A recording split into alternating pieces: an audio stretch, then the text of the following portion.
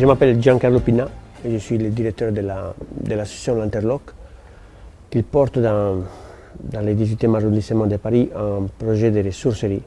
Il a l'objectif de gérer sur un territoire donné la collecte, la valorisation et la redistribution de toutes sortes de chango blancs issus de la consommation de masse. On prévoit à peu près une semaine à l'avance, ou enfin on a déjà un planning prévu pour se déplacer dans certains quartiers.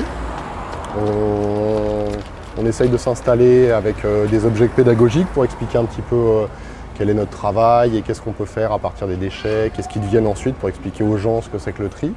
Et après, les habitants nous contactent et viennent nous voir directement en nous proposant les choses dont ils veulent se débarrasser. Pas tomber au cadre.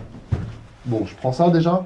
Ça donne aussi souvent la possibilité aux habitants de participer, de devenir acteurs actifs d'une action qui, dans la longue durée, s'améliore aussi le cadre de vie. J'ai connu l'association Interloc par le biais d'une amie en fait, qui habite rue des Cloïs. Et j'ai déjà acheté chez eux 2 ou 3 objets, dont une machine à laver.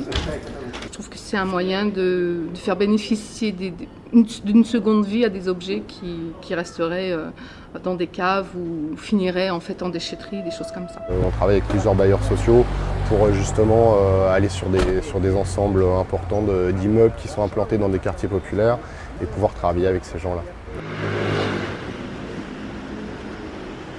On a aussi un local d'apport où les gens en fait, viennent directement déposer les choses dont ils veulent se débarrasser, donc que ce soit des vêtements, du mobilier, de la vaisselle, des choses comme ça. Et nous, après, on repropose tout ça dans nos magasins. Donc on a des magasins de revente d'occasion où on propose des choses qui ont été triées, testées, nettoyées, etc. et qu'on peut proposer en fait en seconde main. La Fondation Batigère, il est venu en soutien de cette opération autour de 6 000 €. On va s'équiper de nouvelles camionnettes pour pouvoir assurer encore mieux cette opération de collecte auprès des habitants.